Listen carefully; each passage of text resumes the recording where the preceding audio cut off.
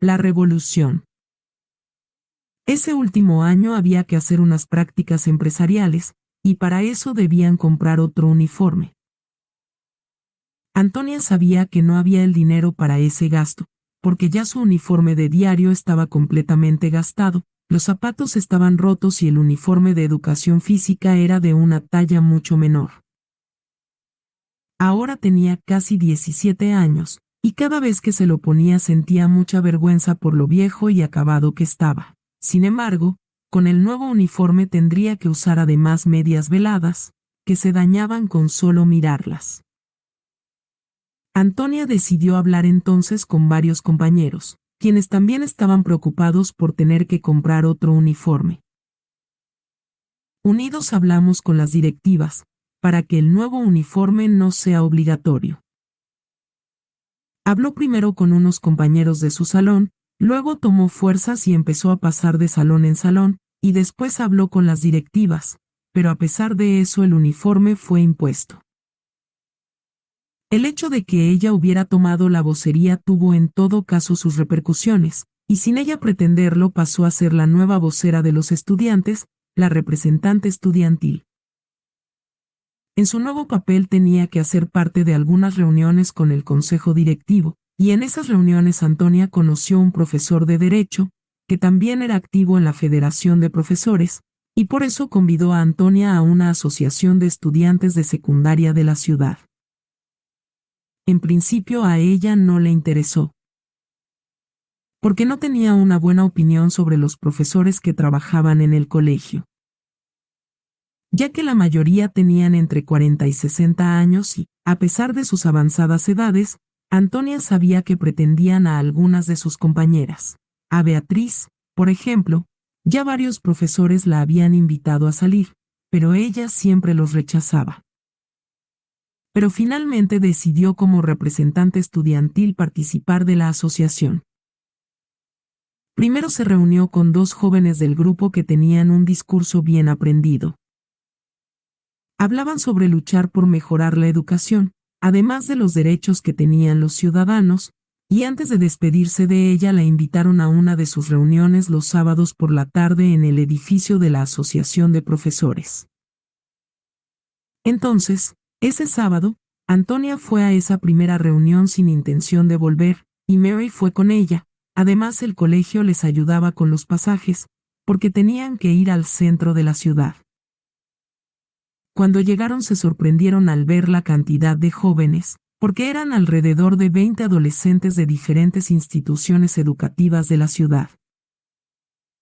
En esa primera reunión se volvió a repetir el discurso que ya había escuchado Antonia. Pero además se mencionó una futura marcha de 7 días por parte de los estudiantes de bachillerato de todo el país. Primero se iban a reunir en el colegio INEM de la ciudad de Tunja, a 421 kilómetros de Medellín. Después, la marcha saldría hacia Bogotá, la capital del país. Se les explicó que cada noche descansarían en un pueblo de la ruta, en las escuelas o colegios del lugar. La idea de salir por primera vez de Medellín y de viajar fuera del departamento hacia otras partes les llamó la atención a Mary y a Antonia, solo que ellas todavía no hacían parte de la organización y no esperaban ser convidadas a participar. Pero al salir de la reunión, las dos comentaban cómo sería de interesante esa experiencia. Mary era una joven alta, y llamaba la atención donde llegaba porque tenía un rostro angelical, de modo que al salir de la reunión las dos jóvenes fueron abordadas por Daniel, uno de los integrantes más antiguos de la asociación estudiantil, quien se interesó por Mary. Él pretendía que ella viajara, y por eso les contó que si ayudaban a recolectar dinero o comida podían viajar. Algunos vamos a ir a pedir comida y donaciones en los diferentes mercados de la ciudad para recolectar fondos. Ya tenemos el dinero para el transporte, y si se preocupan por faltar a clases nosotros como organización tenemos documentos que los colegios aprueban. De esa forma, si durante esos 7 días se hacen exámenes se los tienen que repetir después, además de que no les pueden poner falta. Si quieren pueden ir, salimos en una semana. Antonia y Meoy escucharon al joven y decidieron hacer lo posible por ir, así que participaron de las recolectas de comida en la plaza de mercado, y Daniel por su parte habló con los organizadores, quienes aceptaron que las dos jóvenes fueran a la marcha. Antonia habló con Azucena y le contó sobre la organización de estudiantes, y aunque a Azucena no le gustó la idea de que su hija viajara tan lejos, terminó por dejarla ir y además le dio 10,000 pesos, lo cual sorprendió a Antonia, quien sabía que esa plata era más de la mitad de un día de sueldo. Mary y Antonia se encontraron entonces en la terminal de transporte de la ciudad con el grupo de unos 23 jóvenes. El viaje fue largo, y llegaron a Tunja después de un viaje de más de 8 horas. La ciudad era pequeña, y de clima muy frío. Se bajaron del bus a la entrada de la ciudad, donde había una especie de mercado, y como cada uno de los jóvenes tenía poco equipaje se dividieron entre todos las bolsas de la comida, y luego comenzaron a subir por las calles hasta que llegaron a una sede muy grande. Antonia y Meoy nunca habían visto un colegio así, tenía canchas de tenis, de fútbol y piscina climatizada y cubierta. Los dos jóvenes que hablaron primero con Antonia eran los líderes del grupo, y ellos decidían qué hacer. Al llegar al colegio fueron a hablar con otros líderes de las otras comisiones, porque habían llegado varios grupos de todas partes de Colombia. Cada salón del colegio tenía escrito en la puerta el nombre de cada región, y cuando el grupo llegó a la puerta correspondiente a Medellín, vieron varios colchones en el piso, pero no había cobijas. Apenas pusieron las pertenencias sobre los colchones, apareció un joven en la puerta que preguntó, ¿quién sabe cocinar? Pero de entre todos los 23 jóvenes que estaban en la sala, solo Antonia respondió afirmativamente. Venga conmigo, y traiga la comida de esta comisión. El joven dirigió a Antonia a una parte del colegio donde habían improvisado unos fogones de leña junto a unas ollas grandes. También estaban allí otras dos jóvenes, y luego de las presentaciones el joven que las llevó, dijo: Solo ustedes saben cocinar, y hay que hacer comida para todos, son aproximadamente 1000 estudiantes. Las tres se miraron impresionadas. Además, Tunja es uno de los lugares más fríos de Colombia. El agua era tan fría que una de las jóvenes se cortó y ni se dio cuenta. Pero eso no fue lo más difícil, sino que las tres venían de diferentes regiones del país y al principio fue un problema ponerse de acuerdo respecto a lo que iban a cocinar, aunque al final, el propio surtido del mercado lo definió: lentejas con arroz. Esa primera noche, después de terminar de hacer la comida, las jóvenes fueron a la parte central del colegio, donde los anfitriones habían organizado unas presentaciones culturales, pero Antonia estaba demasiado agotada, tenía mucho frío, y le habían informado que iban a salir al otro día muy temprano hacia el primer pueblo. A la hora de dormir, en el salón no encontraron cobijas, y para poderse calentar los jóvenes durmieron todos juntos. Al siguiente día iniciaron la marcha por la ruta determinada para caminar, que pasaba por Ventaquemada, Chocontá, Villapinzón, San Vicente y Tocancipá.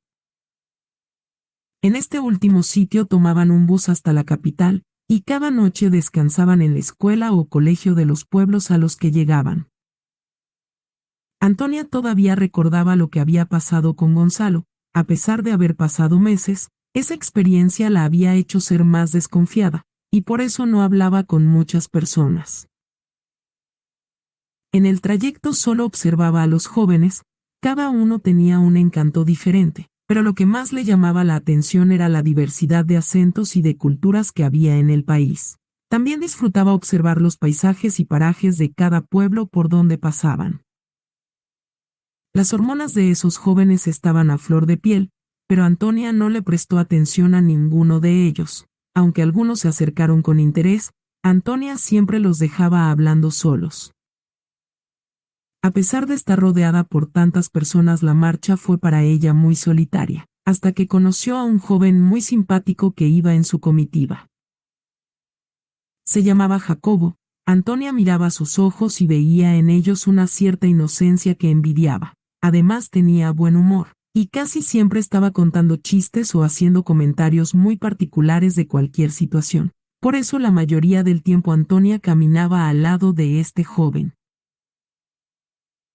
En una de las delegaciones, la de Cúcuta, había un grupo de jóvenes que llamaban la atención y a la vez generaban rechazo.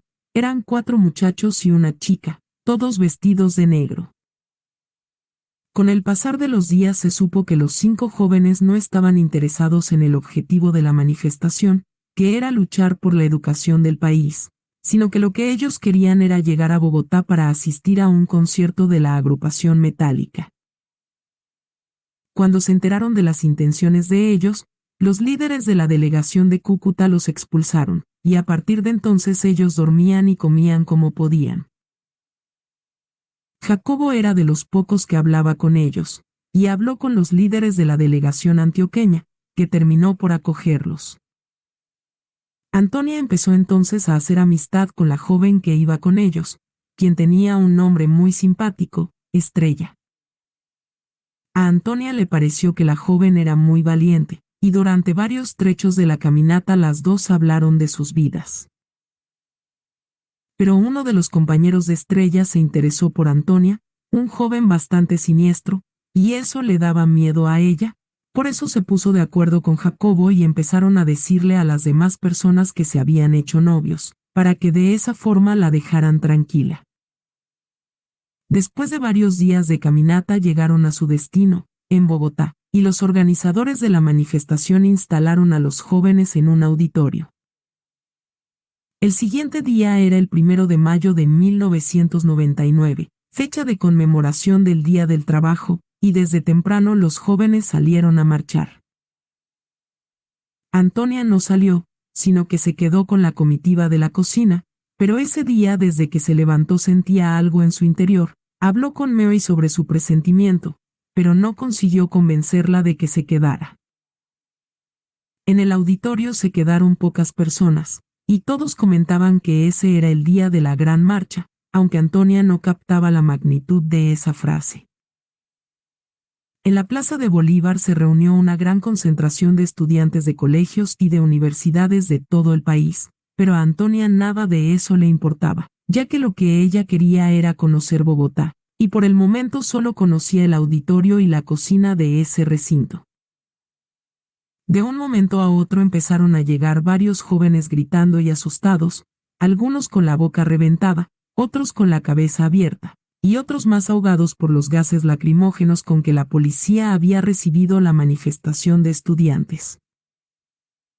Los jóvenes de la cocina no sabían qué hacer, no tenían ni idea de primeros auxilios, y lo único que estaban haciendo era limpiar a los heridos y darles agua con azúcar para beber. Antonia estaba atendiendo a uno de los heridos cuando Carlos, uno de los líderes de su delegación, la llamó.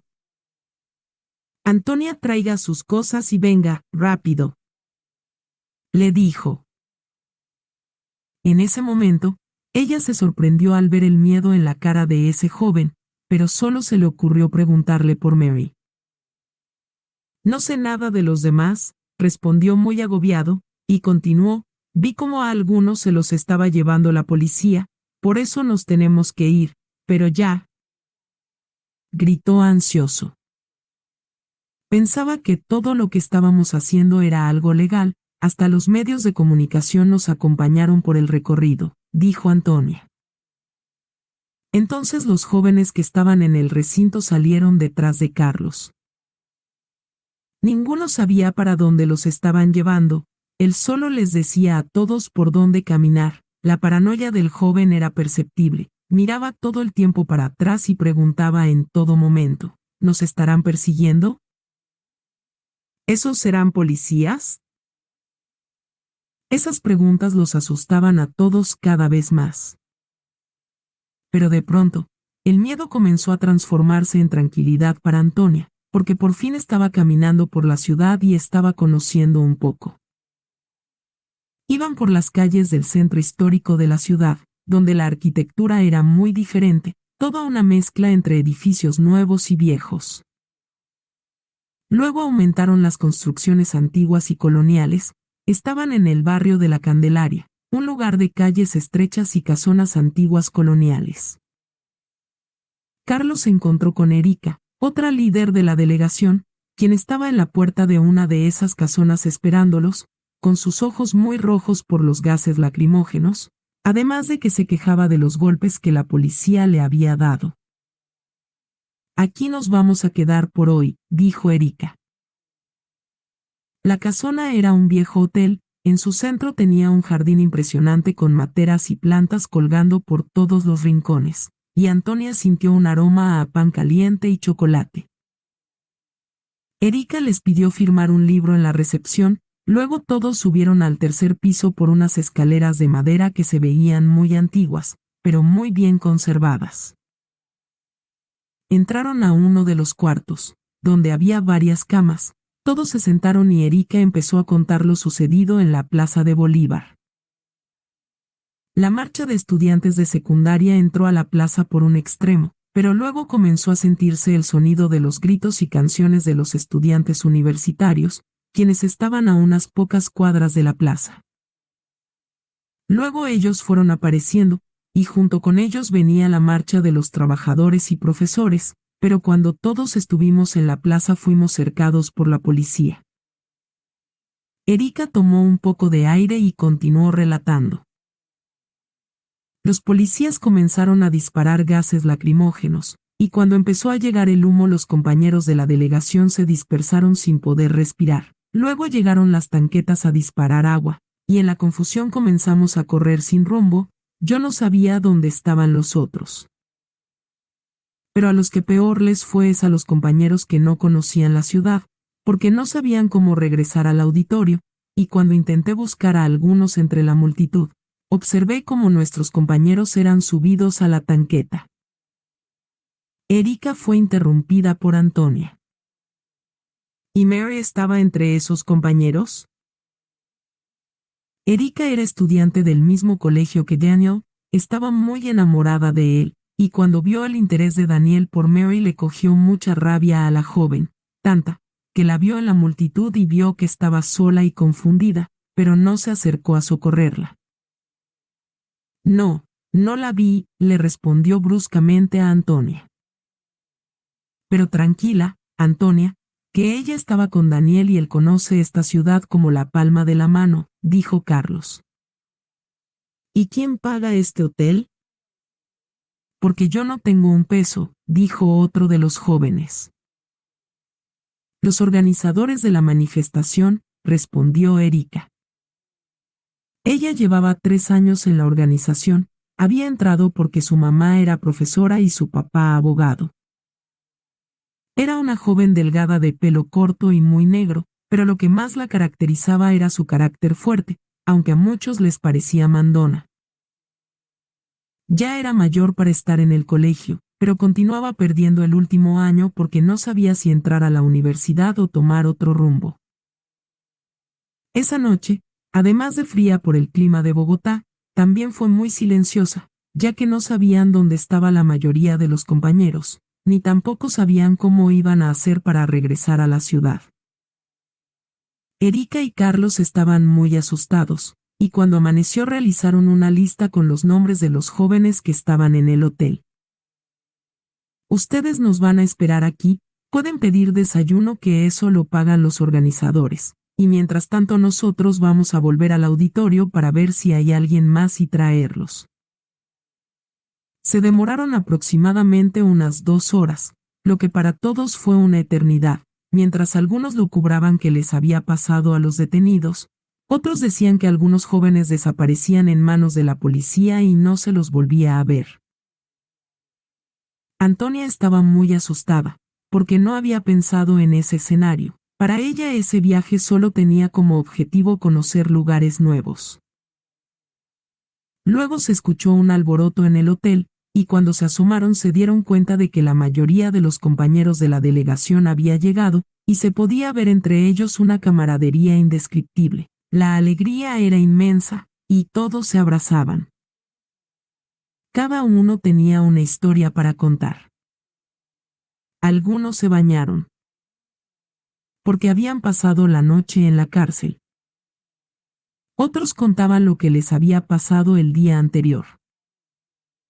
Unos pasaron la noche escondidos en locales comerciales del centro, porque los dueños y trabajadores de aquellos lugares, cuando vieron que la mayoría eran jóvenes y estaban siendo capturados por los policías, los escondieron en los propios locales. Otros más pasaron la noche dando vueltas por el centro, buscando el auditorio, y se sorprendieron mucho porque, cuando llegaron al lugar, se dieron cuenta que habían pasado varias veces por la puerta, pero no la reconocían. Todos estaban con hambre, y casi todos estaban golpeados. Antonia seguía muy asustada por Mary, y le preguntó a varios jóvenes si la habían visto, pero todos le decían que no se preocupara, que ella estaba con Daniel. Jacobo tampoco estaba, y Antonia imaginó que su joven amigo estaría en el concierto con los de Cúcuta. Erika desde que llegó había estado pegada al teléfono, y luego empezó a llamarlos a todos a la parte central del hotel, donde con mucha presunción y propiedad empezó a hablarles. He estado conversando por teléfono con algunos de mis contactos. Y ya sé dónde están todos los demás compañeros y las otras delegaciones, en la Universidad Distrital. También conseguí que los estudiantes universitarios de Medellín que están aquí nos lleven en su bus hasta nuestra ciudad, dijo con prepotencia, mientras los otros líderes se miraban entre ellos. Ahora, la mala noticia es que estamos muy lejos y no tenemos dinero para los pasajes. Entonces salgamos de una vez, que tenemos que llegar caminando a la Universidad Distrital, dijo con entusiasmo Carlos. Erika decía que sabía dónde quedaba, pero en realidad estaban perdidos. Carlos le preguntó a varios transeúntes en la calle, pero todos le dieron diferentes orientaciones. Finalmente dieron con el lugar, pero ya era muy tarde y los universitarios de su ciudad que los iban a llevar de regreso a Medellín no los esperaron. Estaban en ese momento varados en Bogotá y no sabían qué hacer, pero en la Distrital se reencontraron con los demás compañeros, quienes al ver que ellos no llegaban decidieron esperarlos. Antonia vio a Mary sentada al lado de Daniel. Mary, Mary. La llamó, muy preocupada. ¿Cómo le fue el día de la manifestación? ¿Le pasó algo? ¿Está bien? Me fue bien, estaba con Daniel, le contestó fríamente Mary. El ambiente dentro de la universidad era ese día de fiesta. Ya que se habían quedado algunas delegaciones de los estudiantes universitarios, y Carlos habló con varios jóvenes para contarles de su situación, muchos les ofrecieron comida y bebida, y también les dijeron sobre unos salones de la misma universidad donde había colchones. La Distrital tenía una arquitectura muy diferente, quedaba en una parte alta de la ciudad, y los salones tenían balcones con salida al tejado. Como esa noche era el concierto de Metallica, había alguien en uno de los salones escuchando en la radio el concierto en vivo, con el volumen tan alto que Antonia lo alcanzaba a escuchar desde el salón donde estaba. Cuando ella salió al tejado vio destellos en el horizonte. Y vio además que había muchos jóvenes sentados o acostados sobre las tejas, por lo que ella también se sentó a disfrutar de la vista mientras le preguntaba a uno de los jóvenes qué estaba pasando, y el joven le dijo que allá, en el lugar donde estaban los destellos, era el concierto. Al siguiente día ya quedaban pocas delegaciones en la universidad, y ellos continuaban sin comida ni dinero, por lo que varios jóvenes llamaron a sus padres y consiguieron algo. En la terminal rogaron a los conductores para que los ayudaran y los llevaran por el poco dinero que tenían. En el viaje de regreso, Antonia iba cansada y hambrienta, pero se alimentaba de todas las imágenes que había contemplado durante el recorrido. De cómo había visto un rebaño de ovejas, y campos sembrados, y campesinos labrando esas tierras, pueblos con diferentes costumbres y climas a los que ella conocía. Jóvenes de cada rincón del país, con diferentes formas de ver el mundo. Estaba con algunos kilos menos, y con el cuerpo adolorido de tanto caminar, pero se iba alimentando de esos recuerdos.